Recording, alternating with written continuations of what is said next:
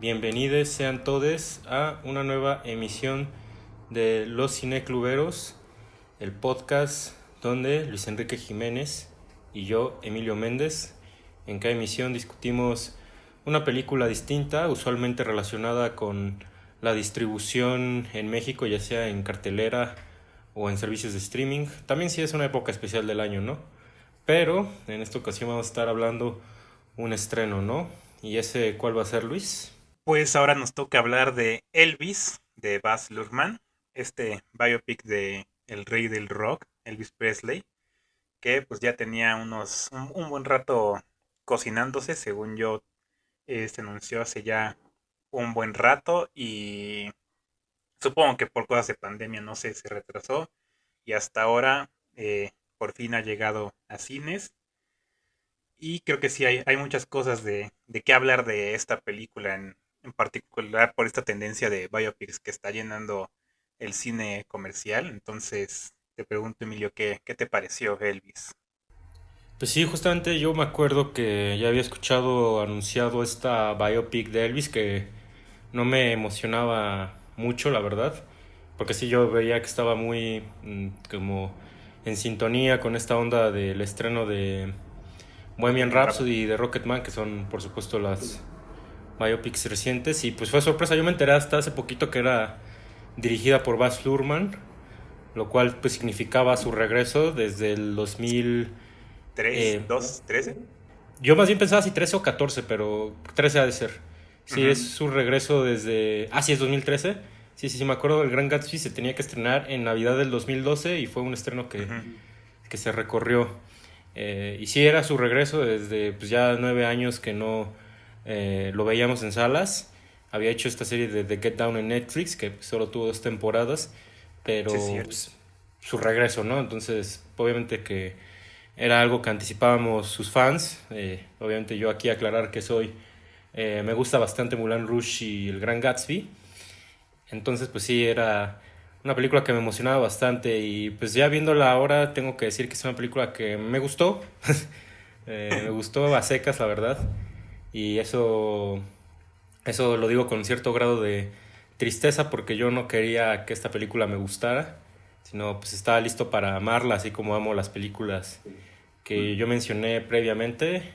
Para mí Baz Luhrmann es un director como muy frenético, muy sinérgico, donde como que su encanto como director radica como en la fuerza que le da a las escenas, un poco como el movimiento de masas, el uso de música temporal, ¿no? Y pues, digo, aquí sí puedo admitir que estoy hablando mucho a raíz de expectativas infundadas por mí mismo, ¿no? Pero pues yo esperaba ver escenas así en Elvis y la verdad creo que fueron contadas. Sí veo rasgos de Lurman en esta película, pero siento que están diluidos por momentos más formulaicos, que son, parecieran más dirección de Bryan Singer o de Alex Fletcher, o cómo se llamaba el director de Rocketman. Creo que es Dexter Fletcher. Ah, sí, porque Alex Fletcher creo que es el de Whiplash. Pero bueno, el punto es de que sí, no, sí siento que aquí vi más diluido a Lurman y eso no me gustó tanto. Es una película creo que un poco larga, o sea, creo que dura como 2 horas y Sí, cachito. Y y podría decir que media. la parte que más me gusta es, no sé, 1 hora, 50 minutos y la parte biográfica a mí me abrumó, o sea, sí es de repente mucha transición, muchos datos históricos, mucho paso de los años y como aquí sí pensé mucho en lo que se llega a decir como un poco del estilo, de un estilo narrativo, ¿no? O sea, de repente un estilo cuando es acotado y llega en momentos, uno lo puede apreciar más y decir, ah, mira, esto nos está empleando el cineasta, ¿no? Pero ya de repente cuando te están lanzando cosas a la pantalla y de repente pasan los años y pasamos las escenas, ya de repente a mí ya era como de, ay, ay, ay, ya no sé qué estoy viendo, ¿no? Entonces, o sea, eso, la verdad. No me parece una mala película, pero sí tengo que decir que digo todo esto con cierta decepción, ¿no? No sé tú qué Sí. opines, Luis. Pues estoy de acuerdo en muchas cosas que mencionas. Creo que yo también no me considero para nada fan de Elvis. Obviamente lo conozco, he escuchado algunas de sus canciones, me gustan. Pero sí, cuando se anunció el de la biopic, pues fue como de, ah, bueno, ¿no? A ver, ok. no sé allá a quién, la verdad, le interese mucho Elvis Presley. Siento que no está al nivel de, ¿cómo decirlo? Porque creo que podría lastimar los sentimientos de gente que sí es fan. Pero siento que no está al mismo nivel de interés de, por ejemplo, Freddie Mercury, que pues por algo Bohemian Rhapsody hizo todo el dinero que hizo, ¿no? Sí, pues Eh, ciertamente la película habla que ya pasó su época, ¿no? Un poco sí, también de de eso hecho. habla. Ujú. Entonces creo que desde un inicio fue un poquito arriesgado hacer una biopic de Elvis cuando ya su, su impacto ya pasó, la verdad. Eh, y cuando supe que le iba a dirigir Baz Luhrmann, de hecho, en vez de emocionarme, me preocupé un poco, porque para mí Baz Luhrmann es alguien muy pop en cuanto a lo que le gusta de música o lo que nos han enseñado en sus películas. Eh, pero dije, bueno, veremos qué pasa, ¿no? Para ese tiempo todavía no me consideraba fan de Luhrmann, pero ya con recientemente creo que empecé a apreciar mucho su estilo y a ver más de sus películas y creo que sí es alguien que nos hace falta en el cine. Lamentablemente hace películas muy esporádicamente, siendo este su descanso más largo, ¿no? De 9 años. Pero antes de eso los hacía cada 5 o 6. Entonces siempre ha sido así. Y pues sí, creo que en un inicio la película me estaba encantando porque se sentía justamente como me recordó mucho al inicio de Moulin Rouge, que es como muchos flashazos, muchos cortes, mucho rápido, todo es muy exagerado. Y, y esa parte me pareció genial porque creo que resume muy bien eventos que pasan de la vida de Elvis, pero te mantiene muy al tanto, ¿no? Y de repente llega, no sé, digamos, creo que es el segundo acto, y, y estos montajes empiezan a ser como más espaciados, ¿no? Empiezan a suceder como que ya de vez en cuando, o nada más justamente como para resumir cierta información, o los momentos musicales, ¿no? Que también creo que son muy buenos, pero sí están eh, empiezan a separarse mucho uno de otro. Y justamente sí, en medio lo que hay es una biopic como cualquier otra, ¿no? Que te retrata los hechos de su vida pues de forma muy solemne, muy normal, genérica, sin más. Entonces creo que ahí me sorprendió mucho al final ver que el guión lo escribió el mismo Lurman, porque sí sentí como de, órale, son decisiones que él tomó conscientemente, ¿no? Y que de hecho vi que al parecer se reescribió como 3 veces el guión con diferentes Sí, escritores. En- su nombre sale como dos veces en los créditos de Ajá, escritura. sí, sí, sí, entonces como que sí dije, "Mta". Esto fue medio ahí unas peleas, ¿no? Como de qué cosas se quedan, qué cosas no. Y pues ya creo que ante todo eso, algo que ya discutiremos más adelante también es que, pues cómo retrata la figura de Elvis. Creo que a la par de otras biopics de recientes, santifica mucho a Presley y eso no me cayó pues muy bien, ¿no? Creo que me hubiera caído bien un poco más de honestidad, pero pues sí, ya entraremos en eso más adelante o no sé con qué quieras seguir tú. Pues sí, un poco retomar algunas cosas que mencionas. O sea, por ejemplo, sí, esta cuestión de que no te emocionaba que esto fuera una película de Elvis. Sí, o sea, a mí tampoco. No es de. Es de un artista que conozco canciones contadas. De hecho, creo que las tres que conozco las pasan en la película. Y sí, o sea, lo que más me brincaba de Elvis es obviamente que tiene un estilo particularmente como visual, o sea, su presentación era muy estrafalaria, o sea, estilo Elton John o Freddie Mercury, ¿no? Justamente estos Sí, claro. artistas a los que ya se les hicieron sus respectivas biopics. Y también he hecho, y esto es aquí un tema interesante, de que yo tenía muy entendido que a él se le reprochaba mucho ser un plagio de Chuck Berry, ¿no? Sí, Eh, y es muy interesante porque la película casi casi que arranca con eso, ¿no? Te explica, sí, sí, es que Elvis proviene de un barrio negro, ¿no? O sea, entonces, digamos que esa parte de la película, como tú decías ahorita, esa parte me gusta. O sea, que empieza casi casi que explicándote el misticismo que hay alrededor de su música, ¿no? Como él adopta mucho estos modelos de sus vecinos a los que veía tocar o cuando iba a misa y de repente habían esta gente de los coros cantando de manera muy estrambótica, ¿no? Y pues nada más de ahí hacer una pequeña acotación que sí, yo no soy fan de Elvis, pero él es influencia en dos artistas que a mí me gustan mucho, que uno es Quentin Tarantino, muy fan de Elvis Presley, Ah, claro. y el otro es la banda de Killers, que son hoy en Mm. día la banda de Las Vegas, entonces ellos también adoptaron mucho el estilo de Elvis Presley, pero sí, o sea, justamente agarrar a Tarantino y a The Killers a mí me sirve pues para decir que yo estas cuestiones casi místicas y un poco el conjunto de mezcolanza de culturas están tanto en el cine de Tarantino como en la música de The Killers, ¿no? Entonces, digamos que en ese sentido me interesaba Elvis y obviamente me interesaba el Elvis explorado por Baz Luhrmann, ¿no? Que tú mencionas que Baz Luhrmann es alguien muy pop para para este personaje. Y es verdad, o sea, es curioso porque Luhrmann creo que navega siempre en esta ambivalencia de ser un cineasta que explora temas hasta eso muy clásicos, ¿no? Él Sí, viene de adaptar a Shakespeare y a Fitzgerald, pero siempre los arrastra a un terreno, y eso es lo que me gusta, la verdad. Él siempre los arrastra a este terreno pop, ¿no? ujú, De baladas, de música rap, de música pop de cierta época, ¿no? Claramente Moulin Rouge es una película ambientada en los años 20 y que te mete a Madonna y a Nirvana, ¿no? Como si fueran artistas atemporales. Y en el Gran Gatsby escuchas a Fergie en las fiestas de Gatsby, a Lana del Rey, ¿no? Entonces, sí. a mí me gusta mucho eso, tiene un efecto, a mi parecer, como de rítmica muy interesante. Y esas son las escenas que a mí más me gustaron de Elvis, ¿no? Que es cuando de repente está tocando Elvis y de repente te meten dubstep en medio, o de repente va caminando en la calle de Memphis y te ponen a Doja Cat, o sea, esas Sí. escenas a mí me gustaron, es lo que yo quería ver, ¿no? Es lo que yo quería ver y está metido a cucharaditas, ¿no?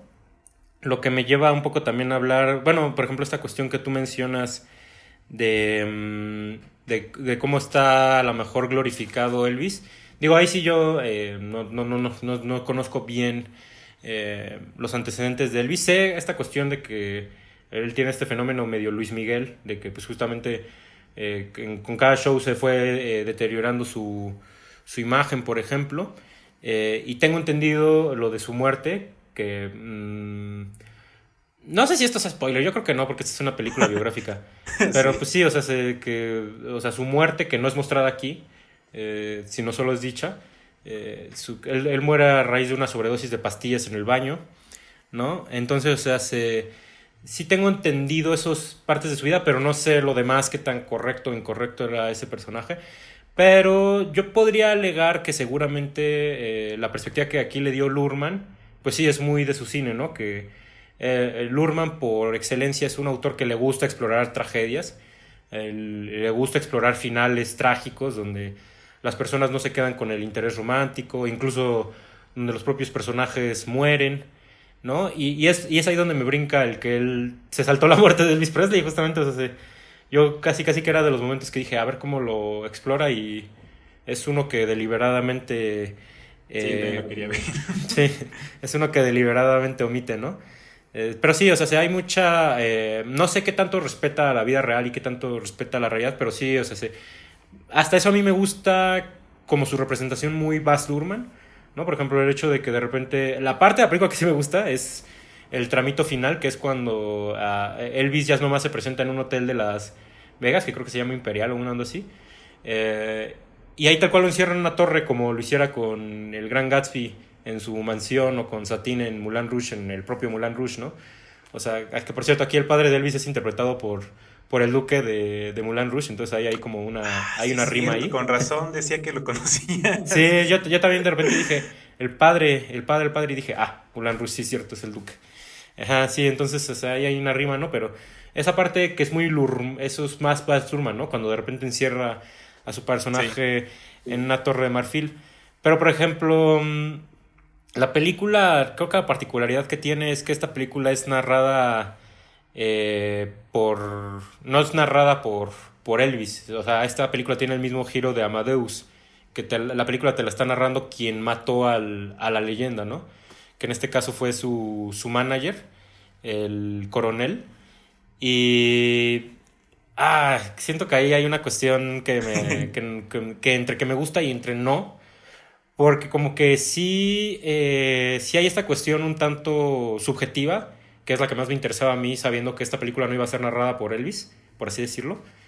Que yo sí quería ver más como ese enfoque controversial, ¿no? Como de decir, entonces esta historia nos está cantando el mal, o qué es lo que pasa en Amadeus. O sea, Ujú. Amadeus siempre está y porque Amadeus la hizo un cineasta tan sórdido como se me fue el nombre de este griego, pero bueno, ¿saben quién dirigió Amadeus?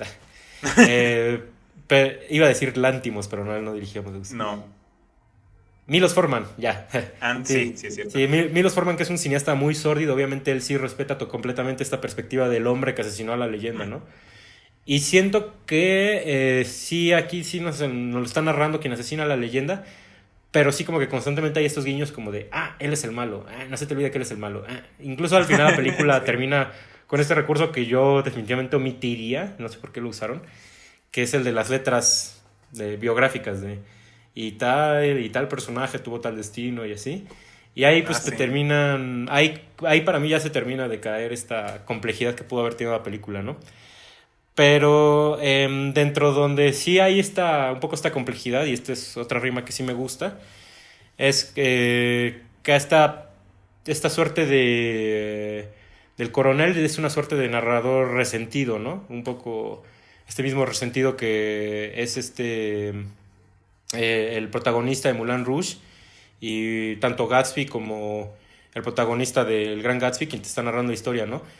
Y es que la película termina con un destello, ¿no? Que es un guiño a esa luz verde que perseguía el Gran Gatsby, porque justamente del otro lado del muelle estaba la luz que lo llevaba con Daisy, ¿no? Entonces la película como que también te hace esa analogía, ¿no? Como de, este es un hombre que persiguió un sueño, pero sí, o sea, creo que ese recurso del narrador que asesinó a la leyenda como que no se terminó de explotar, ¿no? Pero sí, Sí. creo que en resumidas cuentas, a mí lo que sí me gustó es cuando Baz Luhrmann, digamos, hace lo que se le da gana y hace más su película de estilo Baz Luhrmann, ¿no? Cuando hace una película biográfica o más correcta, no, a mí no me interesó mucho, la verdad. Fíjate que ahorita que mencionas esto de el narrador y que mencionaste como a los autores que ha eh, ¿cómo se dice? Adaptado Baz Luhrmann, yo estuve pensando mucho en que en un inicio Elvis estaba como escrita a partir de Fausto, como una clase de, pues sí, ¿no? Este sujeto que le vende su alma al diablo, o sea, creo que hasta como tal existen esas escenas en la película, ¿no? De que el coronel le promete pues una gran vida y todos sus sueños y esto, ¿no? Y Elvis acepta y ese camino, en vez de llevarlo a pues a lo bueno, ¿no? Termina por ser su perdición.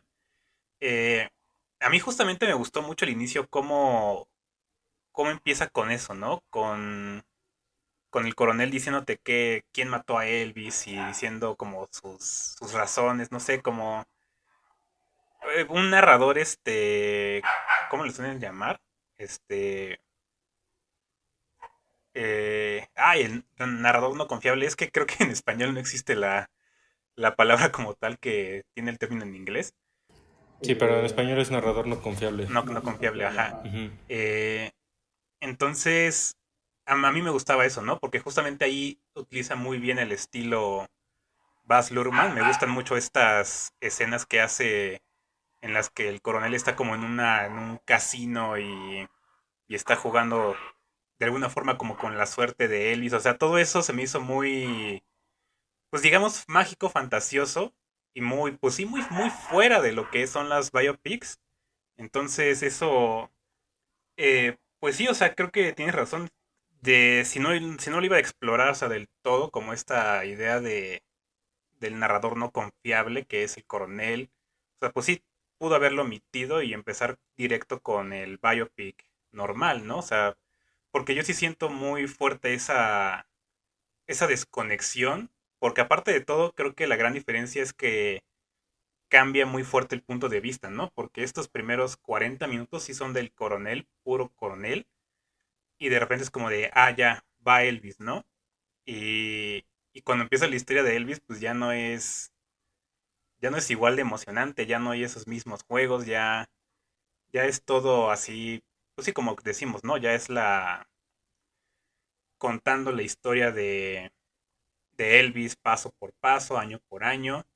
Y yo lo que empecé a sentir a partir de esto es que creo que se pudieron haber hecho una sola película enfocándose en solo un evento de lo que pasa, ¿no?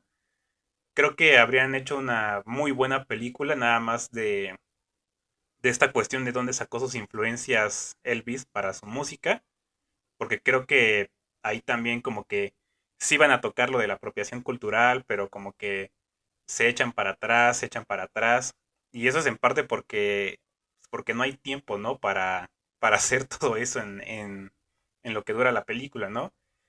Y esta parte en la que lo censuran, que lo quieren meter a la cárcel y eso, yo dije, es que esto podría por sí mismo ser una sola película, ¿no? Sobre Elvis lidiando con iba a decir la cultura de la cancelación, pues sí, creo que sí aplica, eh, habría sido un paralelo muy interesante, creo que hasta incluso ahí también se desaprovecha, y, y así como con todo lo que va pasando, o sea, también todo lo de los últimos años en este hotel de Las Vegas, creo que también pudo haber sido una historia por sí misma y funcionaba muy bien, pero pues todas juntas se vuelve lo que es los biopics normales, ¿no? Es como el capítulo el capítulo uno que es tal cosa, el capítulo 2 que es tal cosa.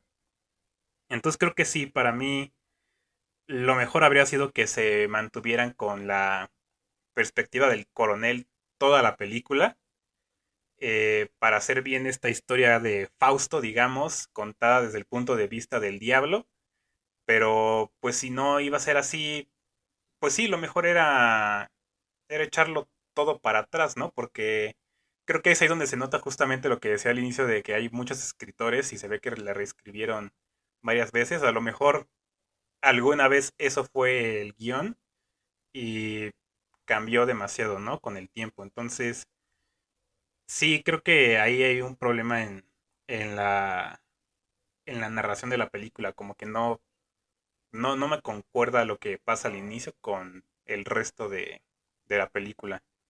Sí, exactamente a mí me pasa lo mismo, o sea, creo que creo que la película sí tiene unas propuestas muy interesantes en su largo plazo. Ya estaba viendo ahorita y dura casi 3 horas la película. Sí, Dura 2 horas 40 prácticamente. Y sí, el problema es que si tienes estos temas como su apropiación cultural, su trasfondo y todo esto, tienes esto del hotel y están súper separados. O sea, sí, hasta como que a mí me costó trabajo. Bueno, digo, eso es medio normal con Baz Luhrmann, pero aquí particularmente me cuesta trabajo retener la información de todo lo que pasó en la película. Porque es largo y es así de. Y pasa, y pasa, y pasa, y pasa, y pasa, y pasa, y pasa, ¿no? O sea, y sí, aquí sí me atrevería a decir, digo, no quiero encajonar a un cineasta, ¿no? Aunque bueno, creo que sí cabe mencionarlo, yo sí soy muy creyente de la teoría del autor, ¿no? Y yo sí creo que, o sea, un cineasta donde mejor se desempeña es en el estilo que él ya ha forjado a lo largo de su obra, ¿no? Y justamente a lo largo de su obra, Baz Luhrmann suele trabajar con historias que son cortitas, o sea, Moulin Rouge dura 3 días, Romeo y Julieta también. El Gran Gatsby creo que dura un año o algo así, pero o sea, están sí. también muy acotados, o sea, son momentos muy específicos de la relación de los personajes. Y de repente con Elvis se avienta pues, 20 años. toda la vida, ¿no? Sí, Entonces sí, o sea, sí veo un poco problemático eso y sí, totalmente, o sea, así como Elvis y las biopics que siento que pecan de largas, sí, son ese tipo de películas donde digo, y qué mal, me hubiera gustado más ver una película de esto, nada más, ¿no? O sea, perfectamente yo me sí, imagino, o sea, yo hasta creo que el punto de partida para hacer esta película era Elvis encerrado en el hotel, ¿no? En Empire, creo que se llama. Entonces yo diría, puta, ¿por qué no hizo eso? Porque aparte esa es la parte que más me gusta, ¿no? Cuando hace esta presentación magna con orquesta y no sé cuántos coros y sí, toda esa parte dije, no, está muy padre, ¿no? No, ¿por qué no empezó por aquí la película? Sí, Sí, porque toda esa parte de que lo quieren cancelar y cómo va ascendiendo la fama y cómo lo mandan a Alemania y todo eso, sí. Para mí era pura transición eso, era puro dato histórico, era pura trivia, o sea, sí, sí, es así como de, exacto. y pasó esto, y se murió tal este año, y esto, y esto, y esto, y de repente yo así, para mí era como, casi, casi que voy a sacar mi cuaderno y voy a anotar, ¿no?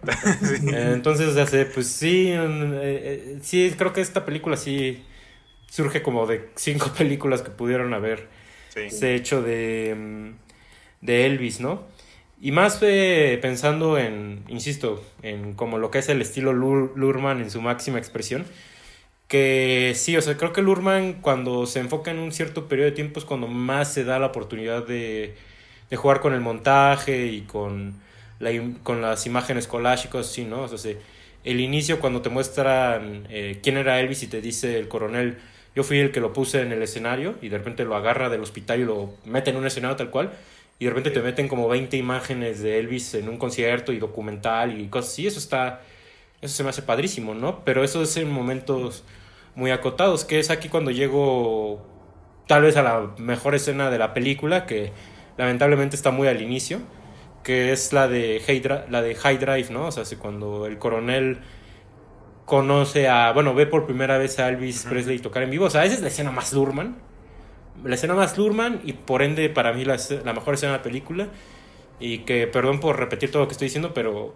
pues insisto, está muy al inicio. O sea, yo sí Sí, es me quedé muy. esperando como de, a ver cuándo repite esta escena otra vez, o sea, cuándo vuelve a hacer algo similar y creo que en dos ocasiones y no lo hace tan formidablemente, ¿no?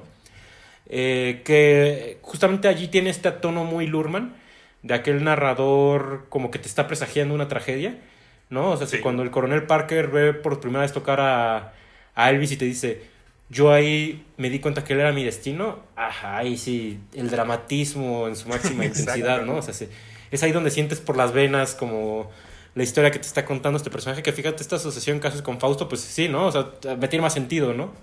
Que él haya querido hacer un Fausto con Elvis y el coronel Parker, sí digo, ah, mira, esa perspectiva está muy buena, ¿no?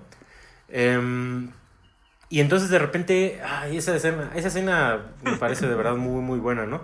Porque de repente ahí lo que hace Lurman es que hace un juego con los tiempos impresionante, ¿no? Que es irse al pasado, irse al futuro, irse al presente y así es. O sea, en una sola escena te está recorriendo como tres tiempos para explicarte cómo es que este joven que viene de una comunidad negra y que va a morir y todo eso, te está presentando este número musical, ¿no? Y, o sea, es en ese tipo de momentitos donde de verdad yo veo que el director está destinando casi casi que todas sus mejores virtudes de la película. Entonces, pues sí, o sea, y obviamente, siendo la escena más Urban, de repente está tocando Elvis y de repente se va a su guitarra y empiezan notas dubstep y eso es buenísimo, ¿no? Y están las chicas gritando. Que bueno, otra cosa que digo, esto ya es, a lo mejor esto ya es culpa mía, ¿no? Pero la otra cuestión que creo que hace que esta escena no tenga tanta fuerza dentro de la, bueno, o sea, pierde un poco de fuerza es que era un teaser de la película, ¿no? Entonces, o sea, Sí, yo llegué ya sabiendo, conociéndola, ¿no? Que digo, eso pues no es culpa de la película, pero sí ciertamente eso hizo que hubiera una sorpresa menos para mí. Pero, pues no, o sea, yo a lo que quiero llegar con esto es que sí, o sea, creo que cuando Lurman es más acotado, insisto, sus dos películas anteriores, bueno, no sus dos, Moulin Rouge y El Gran Gatsby, me parecen películas mucho más acotadas y pues por ende, donde el director como que sabe emplear mejor sus recursos, o sea, te da varios golpes en poco tiempo, ¿no? Y en cambio Elvis es como de repente un beat y 5 años y otro beat y que se va a no sé dónde y otro beat y así se va la película, ¿no? Entonces sí, sí es ahí donde, pues, no sé, yo no hubiera esperado que Baz Luhrmann, un cineasta que creo que entiende muy bien sobre el ritmo cinematográfico, evitara caer en este error que hacen pues, casi todas las biopics, ¿no? Que es de querer hablar de mucho en 2 horas nada más y pues no sé por qué tuvo ese error de perspectiva desde un inicio del guión, ¿no? pues sí, creo que ahí es cuando te das cuenta del poder que tienen los estudios y esto, ¿no? O sea, yo creo que que en algún punto Baz Luhrmann tenía su visión de Elvis y pues tuvo que cambiar con, con las películas que iban saliendo y pues el chiste ya no era tanto como hacer su visión de Elvis, sino competir, ¿no? Con las propuestas de otros estudios. Aunque no estoy muy seguro, creo que Bohemian Rhapsody también es de Warner Brothers, entonces a lo mejor un querer repetir el éxito, no sé. Pero sí, yo siento que es algo por ahí, ¿no? No es que necesariamente hayan como conflictos en la producción o algo así, pero sí es de esos casos en los que la visión del director se nota comprometida por los intereses comerciales. Creo que es por ahí donde va, ¿no? Y sí, ahorita que hablas como de esta secuencia, bueno, como la primera presentación de Elvis, creo que a mí me gusta mucho eso, ¿no? Es ahí donde se nota esta que decía la como visión de Fausto que tenía, Lurman sobre Elvis, pero también como como quererlo representar como alguien sobrehumano, ¿no? Creo que, o sea, en la misma película lo dice, ¿no? Un superhéroe. Y la verdad es que funciona muy bien, ¿no? En esa secuencia creo que por eso es la mejor, ¿no? Porque sí se siente como toda esa energía, todo el encanto de la música, de los movimientos, o sea, es, es muy viva esa secuencia.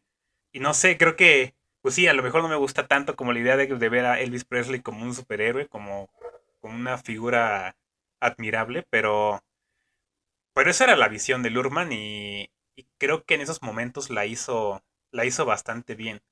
Creo que si yo quisiera acotar esta película como hacer una edición eh, mucho más corta, creo que buscaría la forma de eliminar casi todo lo que está en el medio y casi unirlo del inicio con la parte del final y ver cómo se pueden unir, ¿no? Porque ver esta parte ver lo más conciso, la subida y la caída de esta figura. Creo que justamente esos momentos son los que más funcionan, entonces por eso siento que es la parte del medio la que probablemente sufrió de más de más cambios en el guión, ¿no? Porque siento que el mismo Lurman no creo que hubiera escrito su guión si no hubiera pensado bien cómo lo iba a hacer visualmente. Porque el hecho de que se pierda también parte de su estilo a lo largo de la película, o sea, me dice de un poco de una pérdida de interés, ¿no? En lo que nos va a mostrar. Y y eso a mí se me hace preocupante porque significa que sí, que hay fragmentos de la película que él no tenía planeados, no tenía pensados, no les puso el mismo esfuerzo que a muchos otros. Y, y no sé, y se nota. Es que eso es lo peor, ¿no? Creo que es muy notable cuando sí es un Lurman al 100% y cuando es Lurman dirigiendo por encargo, casi. Creo que eso es a lo que podría llegar a concluirlo, ¿no? Como que Elvis pasó de ser una película de su visión por completo, o sea, tiene los elementos de su filmografía, tiene la música, tiene una historia trágica, eh, lo tiene todo, ¿no? Pero se le convirtió en una película de encargo, de biopic, de conseguirle el Oscar a Austin Butler, que ahorita a ver si hablamos de eso también, estaría bien. Sí. Pero sí, creo que pasó de ser una película, a lo mejor sí de autor, a ser una película de encargo. Sí, fíjate que esto que acabas de mencionar hasta me brinca un poco. O sea, sí es cierto, Bohemian Rhapsody es de Warner, si no me equivoco.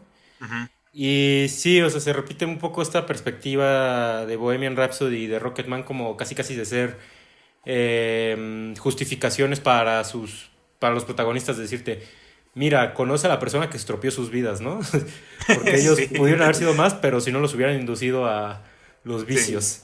O sea, sí es así como de, bueno, está bien, ¿no? Y esto que dices que posiblemente tenga que ver con intervención del estudio, pues me hizo acordarme inevitablemente del caso de Zack Snyder y su Liga de la Justicia, ¿no? Y lo digo por dos cuestiones. De entrada, hace poco que volví a ver Moulin Rouge, porque la comentamos en el Cineclub Ojo Lunar, Ujú. justamente yo les hice este comentario, ¿no? O sea, yo no me acordaba, hasta ahora que volví a ver Moulin Rouge, que creo que Baz Luhrmann es el director más megalómano que Sí, hay en Hollywood.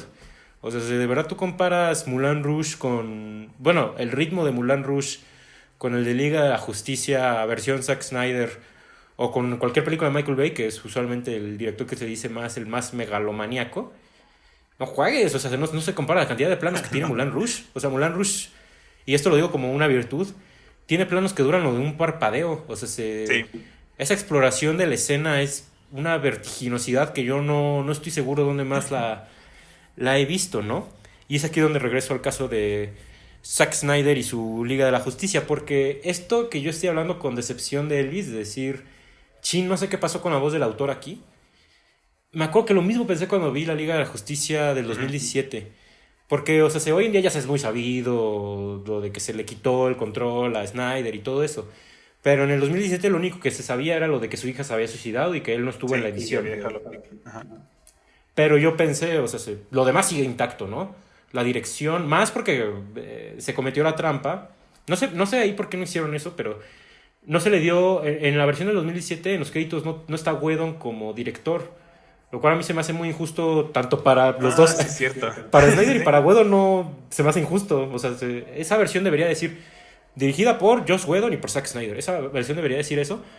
Porque cuando tú ves el Snyder Cut, queda claro que la del 2017 no está dirigida por Snyder.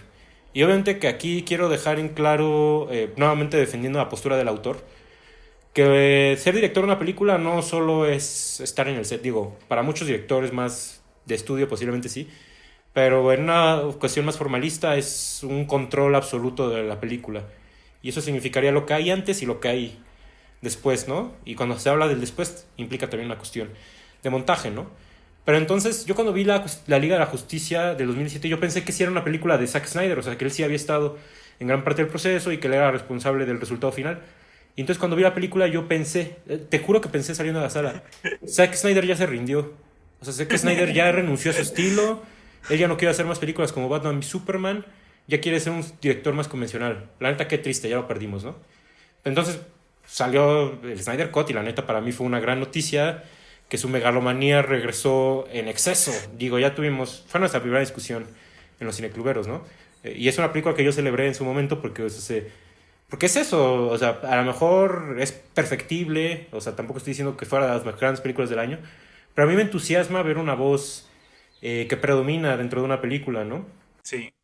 Y entonces ahora que tú dices que a lo mejor un estudio le quitó la voz a Lurman, la verdad para mí tiene mucho sentido porque, o sea, sí se notan las partes que son muy Lurman y sí se notan las partes que no lo son.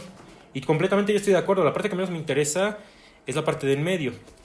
La otra adjudicación que yo podría hacer, pero esto ya es mera estipulación, es que a lo mejor el estilo de Lurman no está en toda la película porque el estilo de Lurman es muy caro. O sea, También. en la vida real hacer un emplazamiento de cámara es muy caro. Entonces, naturalmente este tipo de cobertura que le gusta hacer a Lurman de cubrir una escena con 100 planos distintos, Sí. pues en realidad es caro. Entonces a lo mejor y le dijeron, no te vamos a pagar eso. Entonces va a haber partes de la película que las tienes que grabar de manera muy de hueva, ¿no? Y entonces a lo mejor y por eso tenemos todos estos fragmentos biográficos. No lo sé, pero la verdad para mí sería una gran noticia si con esta película pues sí saliera esta noticia, ¿no? De que Baz Luhrmann reniega su versión de Elvis y ahora quiere hacer una versión más de él, ¿no? Digo, quién sabe, igual eso ya es muy darle mucho crédito a Luhrmann, pero sí, pensando en esta adjudicación que hiciste, sí dije, me recordó bastante a cuando vi Liga de la Justicia en 2017, ¿no? Y sí, porque son directores muy megalomaníacos, ¿no? Eh, y sí, creo que Elvis, en comparación de películas muy anteriores y donde había más restricciones, como serían Moulin Rouge o incluso El Gran Gatsby, aunque bueno, El Gran Gatsby creo que se hizo en una época donde se le estaba dando mucho permiso a estos cineastas que están grabando en 3D, entonces sí era así como de, es el año de Hugo, es el año del Gran Gatsby, que son películas que en 3D son fenomenales, ¿no? Entonces, Ujú. a lo mejor y en ese sentido, en ese entonces los estudios estaban apostando por eso. No sé, pero sí me hizo sentido eso que tú mencionabas ahorita.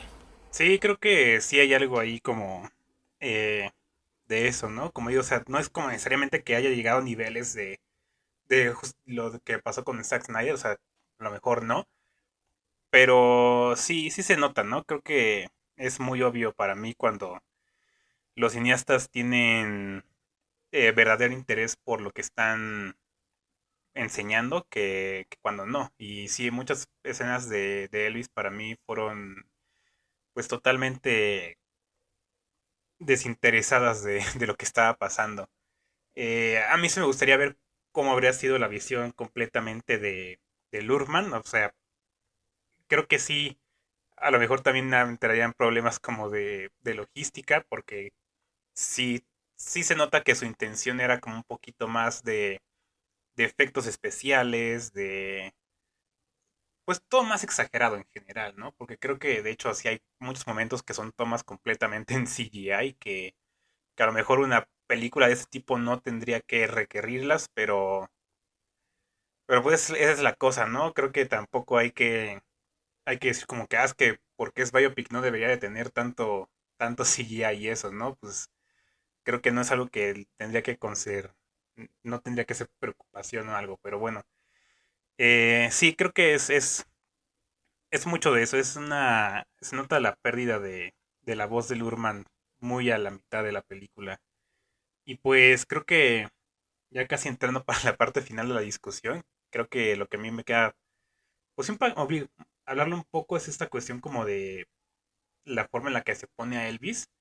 Eh, Creo que por más que me hubiera gustado ver totalmente toda la visión de Lurman, o sea, creo que sí, su visión iba a completamente ver a Elvis, como dices, esta víctima de alguien más, ¿no? De alguien más que lo llevó a sus vicios y todo esto, ¿no? Creo que es aquí cuando prefiero ver estas biopics como trabajos de ficción al 100% que como verdaderas representaciones de figuras reales, ¿no? De personas reales. Porque no creo que Elvis, o sea, no creo que ni siquiera ninguna sola persona en el mundo sea tan pura de corazón como nos quiere presentar a Elvis Lurman en la película. Como este sujeto muy, como que muy bondadoso, ¿no? Como incluso cuando está esta parte de la política de Estados Unidos, como que de repente es alguien que escucha a Martin Luther King y que sigue a los Kennedy, ¿no? Muy involucrado en la política y cosas así. No sé, como que no sé qué tan real sea todo eso, pero pues por ejemplo se omite su reunión con Nixon, ¿no? Y entonces cuando digo como, o sea, como que solo los de un lado político, ¿no? Pero no cuando también les hacía a los de otro, ¿no? O sea, eh, sí hay como esa purificación del personaje que más que nada lo que yo digo es que me hubiera gustado ver a un Elvis más humano. O sea, me gusta esta visión de ver al músico como un superhéroe. Por eso digo que las primeras escenas me parecen geniales, que es cuando se le ve como tal, como un sobrehumano, un superhumano. Pero algo que a mí me quedó mucho con ganas, me quedé con ganas de ver como facetas diferentes de Elvis, ¿no? Pues sí, de una persona más humana. Y no sé, creo que Lurman no lo escribió como tal. Entonces, no sé, eso a mí me hizo como querer que la película fuera un tanto diferente. Mm, No sé qué tanto tuvo que ver también la familia de Elvis ahí, o sea, qué tan involucrados estaban o qué, pero pues también se respeta que quieran eh, proteger su imagen y todo esto, ¿no? O sea, eso pues ya se da por sentado cuando se van a hacer las biopics, que la imagen de la persona va a ser protegida a toda costa, ¿no? Pero creo que eso no tendría que ser obstáculo para presentarlo como un humano. Creo que ahí es cuando yo sí lo perdí conexión emocional con la película, por eso, como que no me creí esta versión tan hasta infantilizada, diría, de Elvis. Sí, fíjate que esa cuestión de como de ver más el lado luminoso de Elvis, o sea, se podría entrar en un terreno como del tipo de personajes que suele manejar Baz Luhrmann, porque sí, por ejemplo, el protagonista de Moulin Rouge, pues es un Ujú. pan, ¿no? Es un tipo romántico, un Sí, escritor que cree en el amor, etcétera. Igual el Gatsby de Leonardo DiCaprio es encantador, ¿no? O sea, tú te enamoras de él y en cierto punto de la película te das cuenta que él es un, eh, bueno, en lo que entonces era vendedor de productos ilegales, como lo sería el alcohol, ¿no? Y que así ujú, fue como forma su fortuna. Pero creo que esta representación como muy positiva de Elvis sí puede ser problemática, sumándole que es una visualización muy convencional de su vida, ¿no? sí, Entonces, sumas esta perspectiva luminosa del personaje con una representación plana y da por resultado una película a la regla, ¿no? Una película que no arriesga. Entonces, sí, a lo mejor bajo otro contexto pudo haber sido más oportuno este elemento del personaje encantador o luminoso, pero el problema es que se está mezclando con una narrativa que es también pues muy gris, ¿no? Porque sí, o sea, esta cuestión, por ejemplo, de los superhéroes está muy padre, el cómo, pues, por ejemplo, tú puedes plantear, tú puedes ligar, ¿no? Que, entonces la cuestión estrafalaria de sus trajes tiene que ver porque ciertamente él se veía como superhéroe, ¿no? ujú. Y también, o sea, nuevamente este tema Lurman, ¿no? El constantemente decir, quiero llegar a la roca de la eternidad, Ah, así sí, como sus personajes siempre quieren llegar a algo que no pueden alcanzar, ¿no? O sea, está padre, pero sí, o sea, se ve permeada con esta perspectiva, con esta narrativa convencional.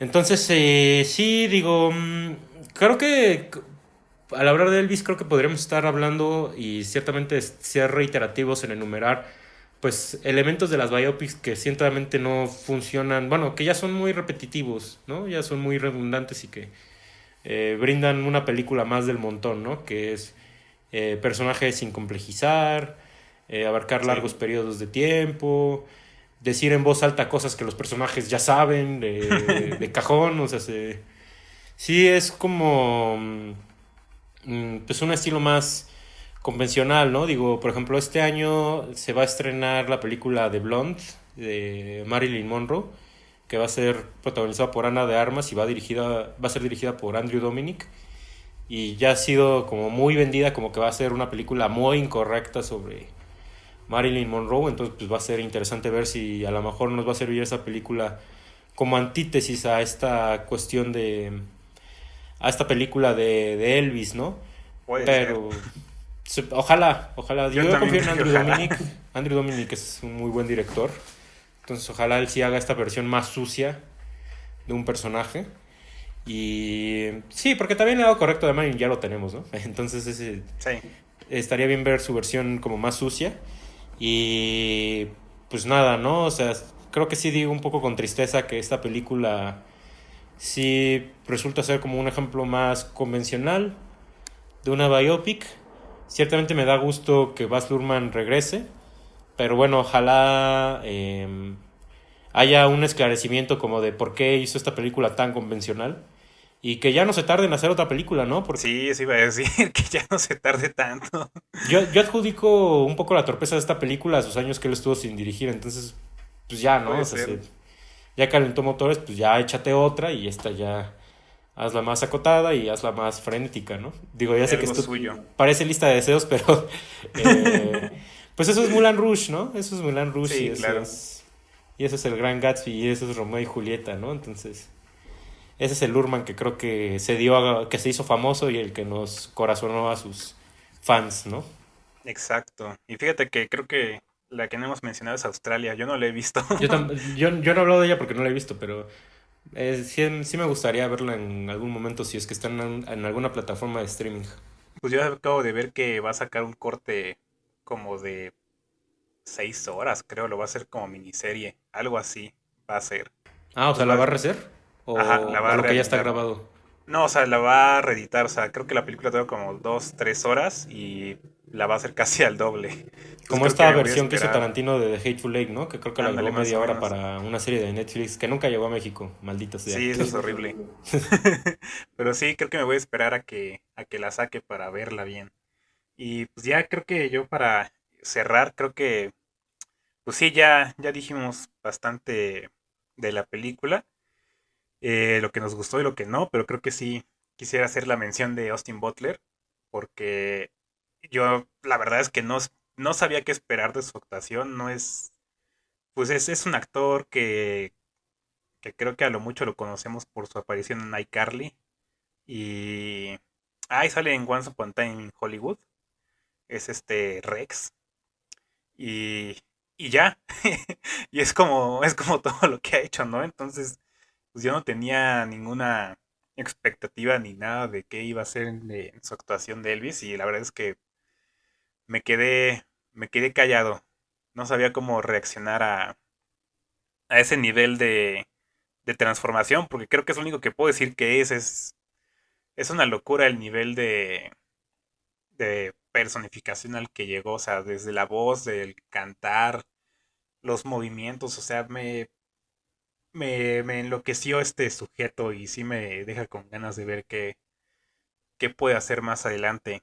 Y creo que solo por él le aguanté mucho de la película, porque creo que en sí no hay como ni siquiera ningún otro actor que está haciendo como gran cosa en la película, más allá de Tom Hanks, que Tom Hanks está en un papel muy...